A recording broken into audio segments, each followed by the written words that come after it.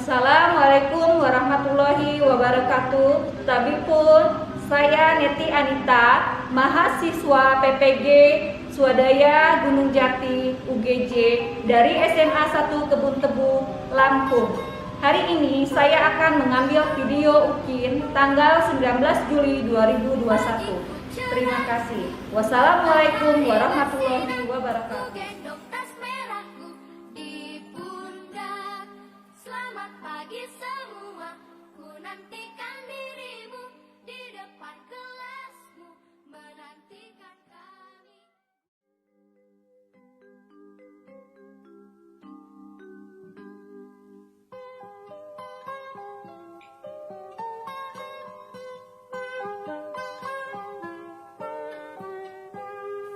Pagiku cerahku, matahari bersinar, ku gendong tas merahku di pundak. Selamat pagi semua, ku nantikan dirimu di depan kelasmu, menantikan kami.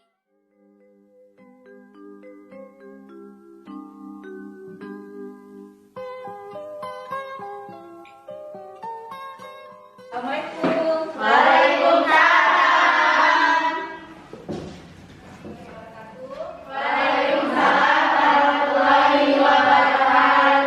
Selamat pagi semuanya. Sebelum memulai pelajaran hari ini, Ibu minta ketua kelas menyiapkan. Diiringi dengan bacaan doa ya. Doa surah pendek. Ya, Bu. Semua siap. Doa mulai.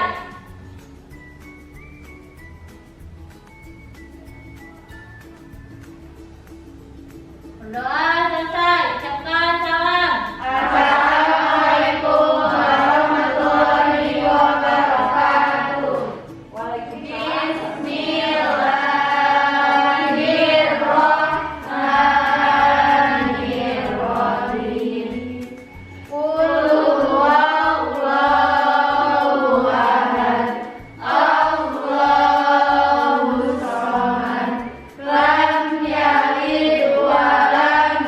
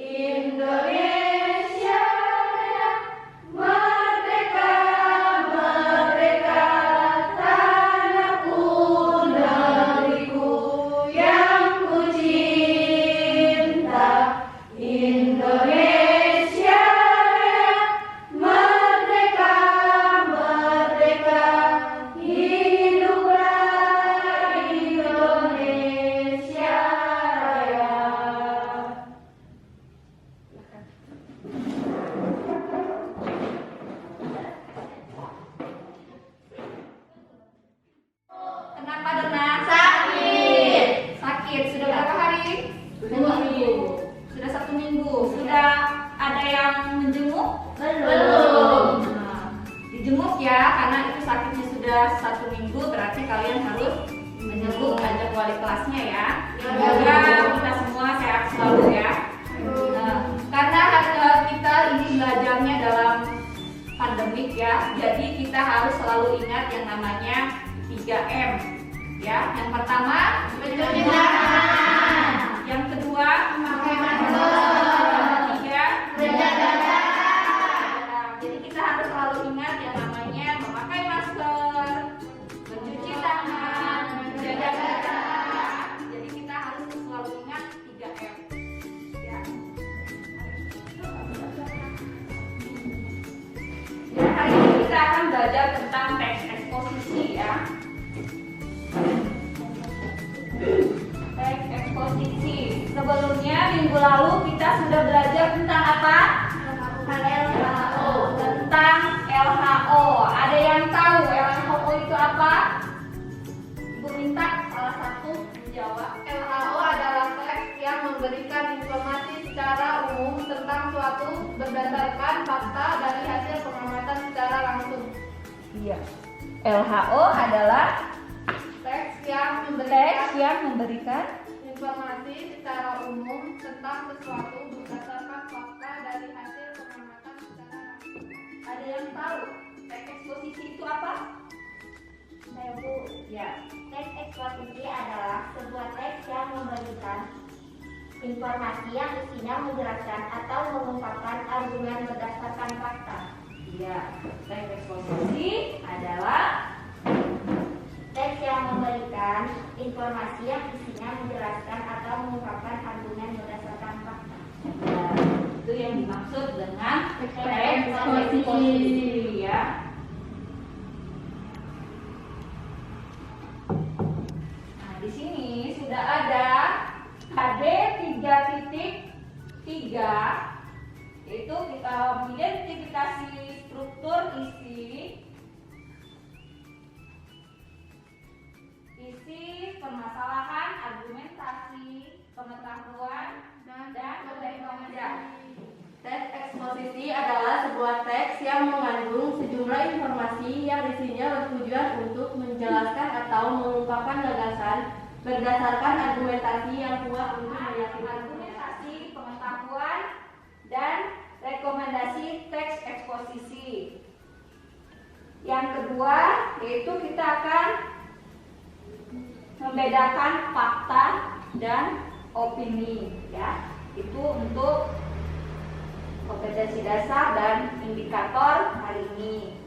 Nah, tujuan pembelajaran di sini kita adalah tujuannya teks eksposisi yaitu untuk menjelaskan atau memaparkan segala informasi tertentu sehingga dapat menambah pengetahuan dari pembaca ya. Itu tujuan pembelajaran tuh kita hari ini. KD 3.3 mengidentifikasi struktur isi permasalahan, argumentasi, pengetahuan, dan rekomendasi sejumlah informasi yang isinya bertujuan untuk menjelaskan atau mengungkapkan gagasan berdasarkan argumentasi yang kuat untuk meyakinkan membaca. Itu yang dimaksud dengan teks eksposisi.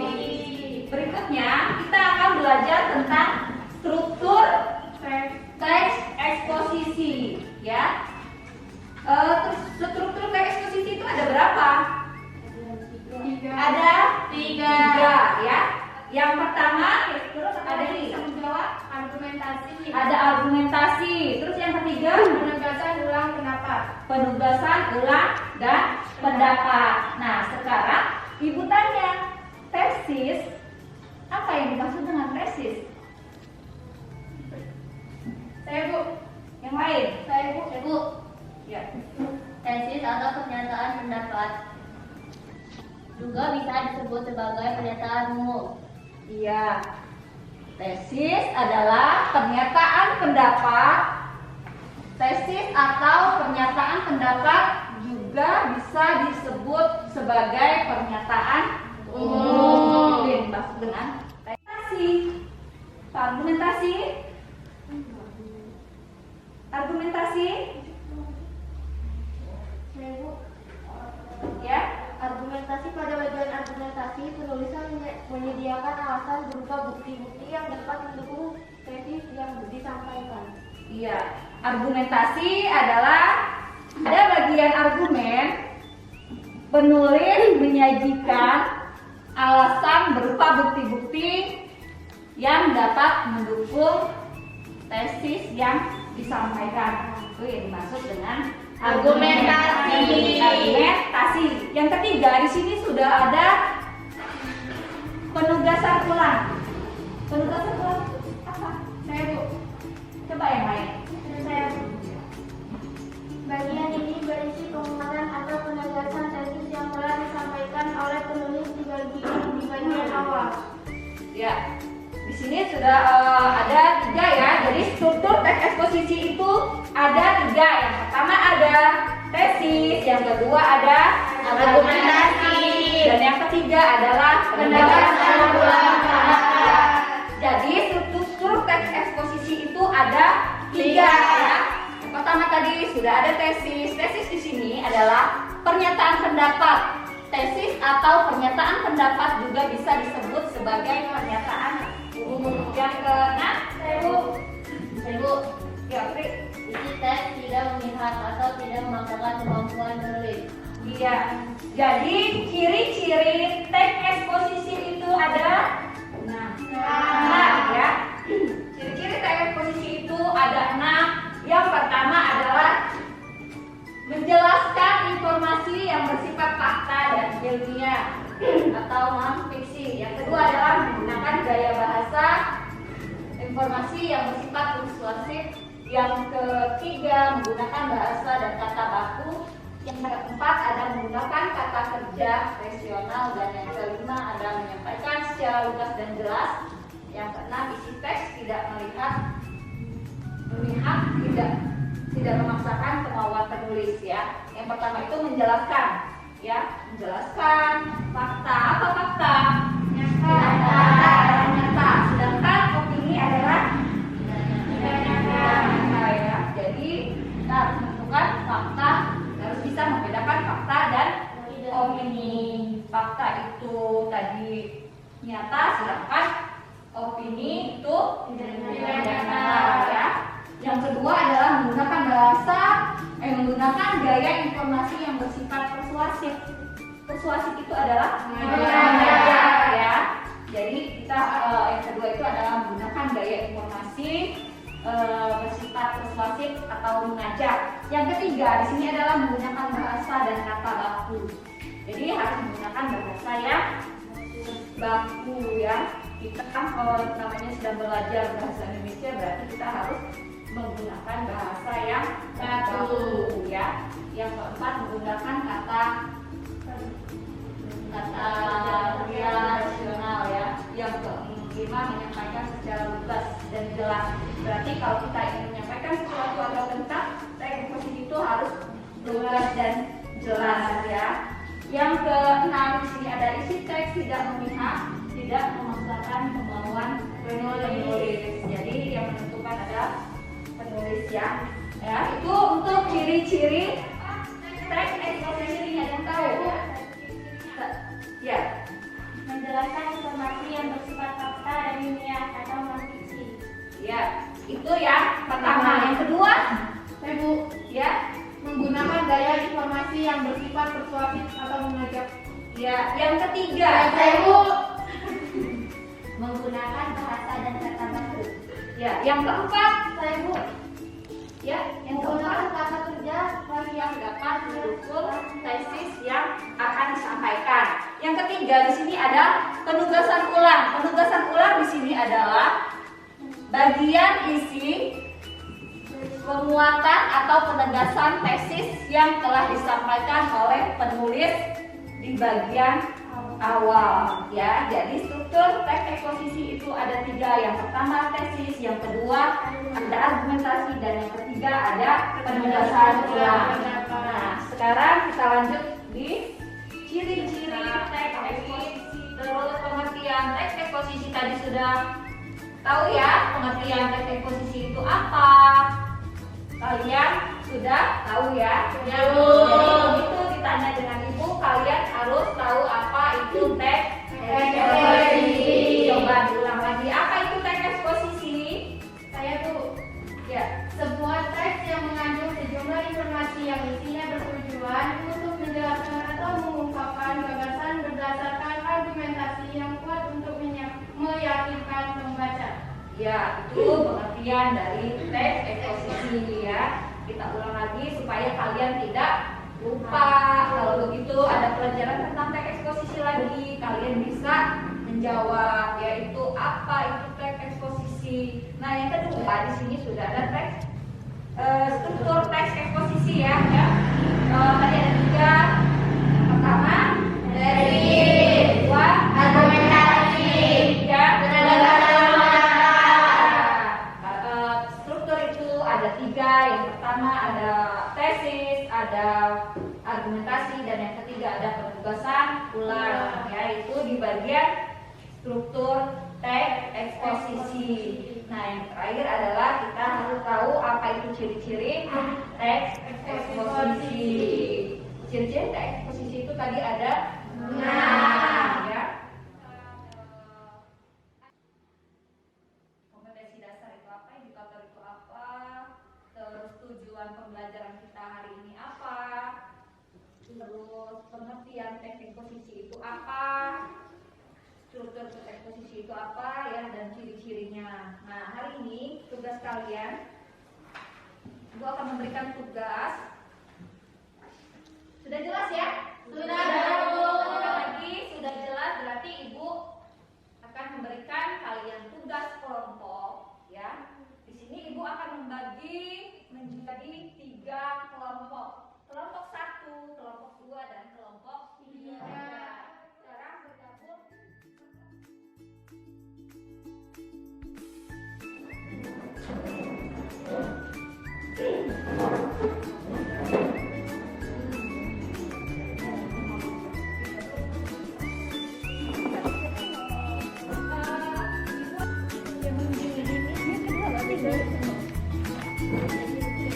Jaga jarak ya.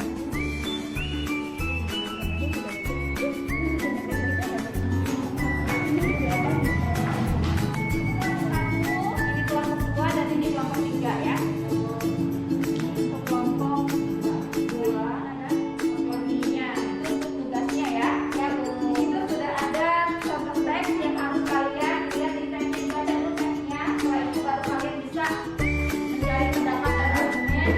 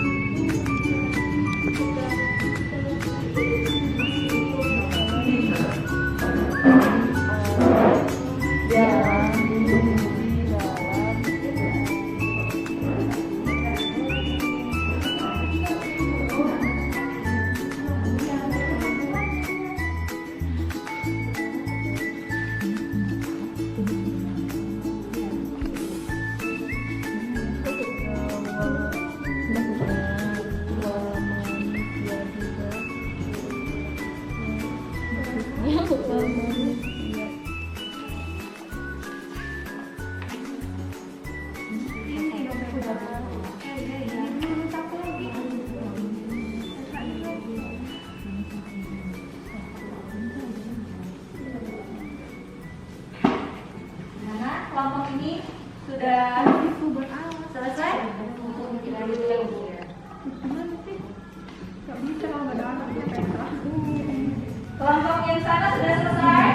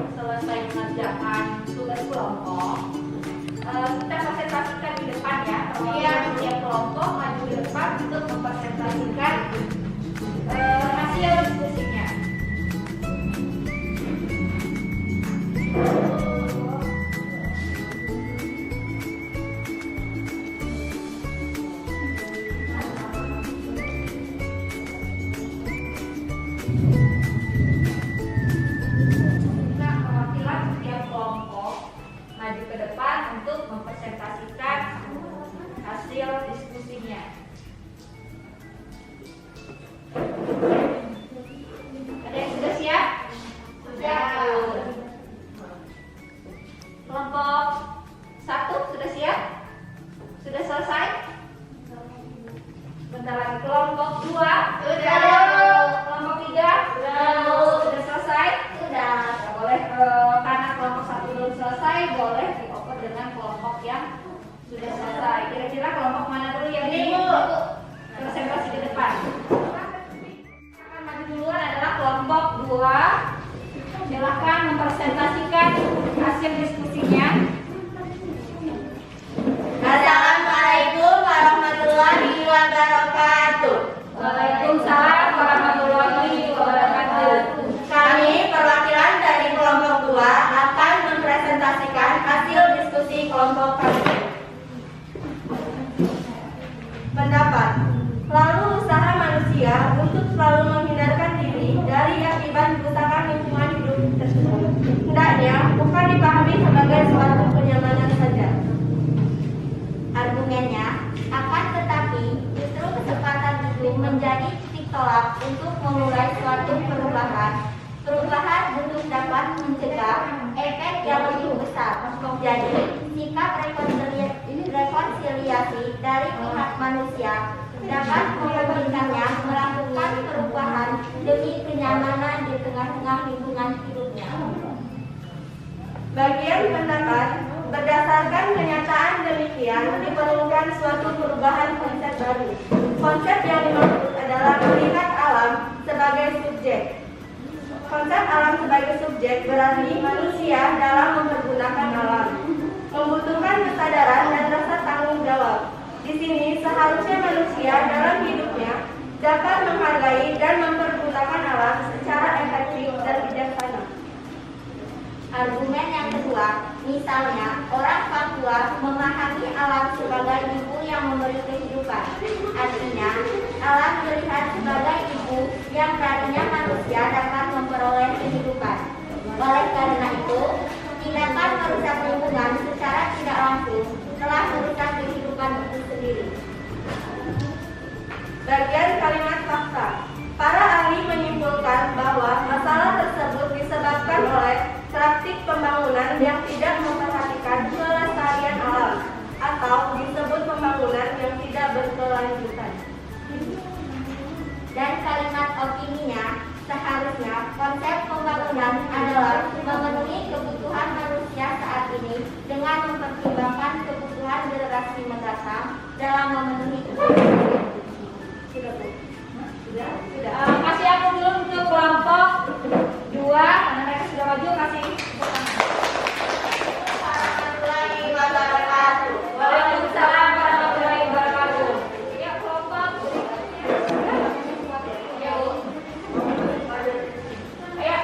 untuk kelompok berikutnya.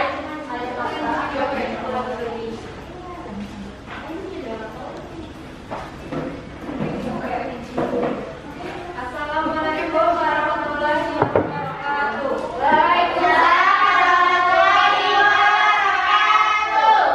Kami perwakilan dari kelompok 3 akan membawakan hasil diskusi kami.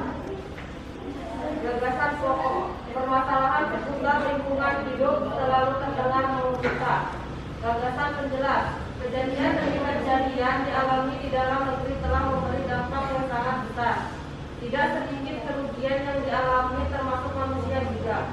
Namun, hal yang perlu dipertanyakan, apakah pengalaman tersebut sudah cukup menyadarkan manusia untuk melihat kesalahan dalam dirinya? Ataukah manusia disuruh merasa lebih nyaman dengan sikap menghindar dan menyelamatkan diri dengan tidak memberikan solusi yang lebih baik dan beruntung lagi? Kalimat faktanya adalah pada tahun 2005 sampai 2006 tercatat terjadi 330 bencana banjir, 69 bencana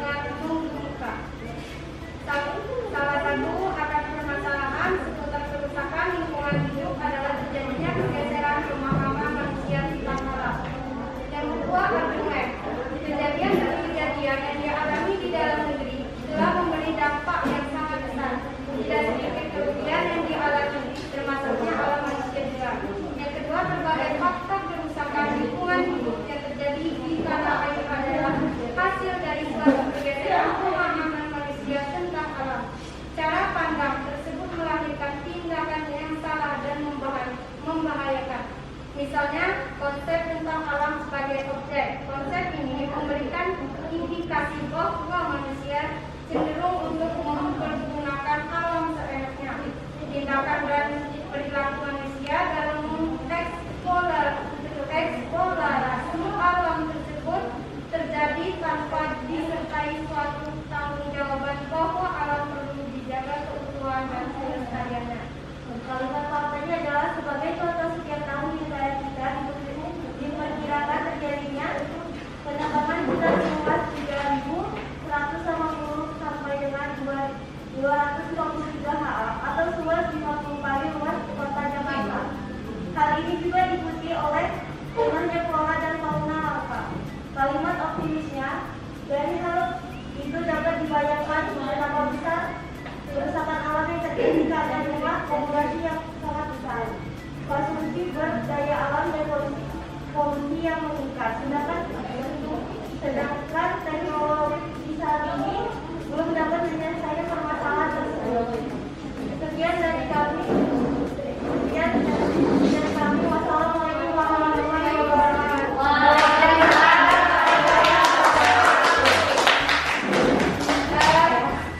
Kalian dari ketiga kelompok sudah maju untuk mempresentasikan hasil diskusinya tentang pendapat gagasan pokok dan gagasan penjelas ya. Yang kedua, kalian sudah menentukan fakta dan opini yang ada di teks eksposisi yang sudah kalian baca. Menurut Ibu, kelompok 1, 2, dan 3 semuanya sudah bagus ya. Nah, untuk pertemuan berikutnya kalian harus lebih menguasai materinya ya.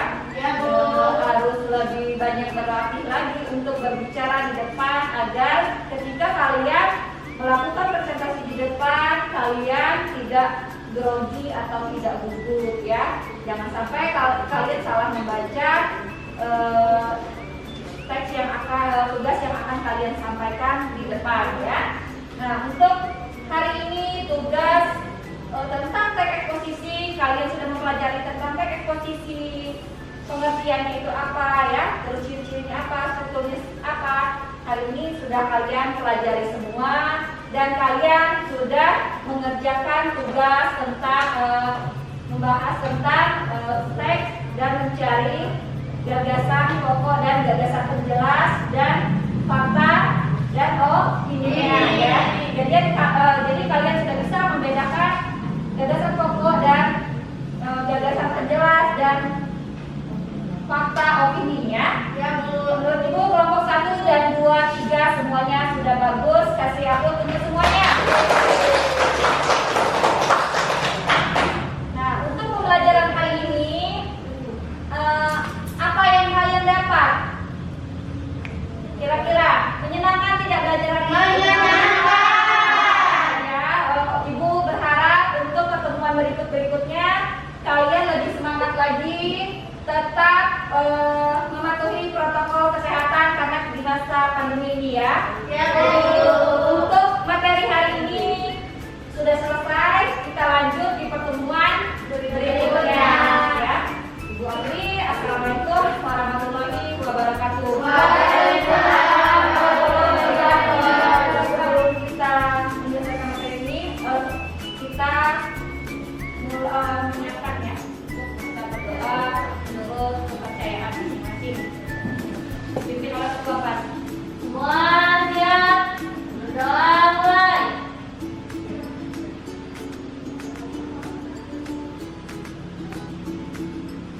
Berdoa.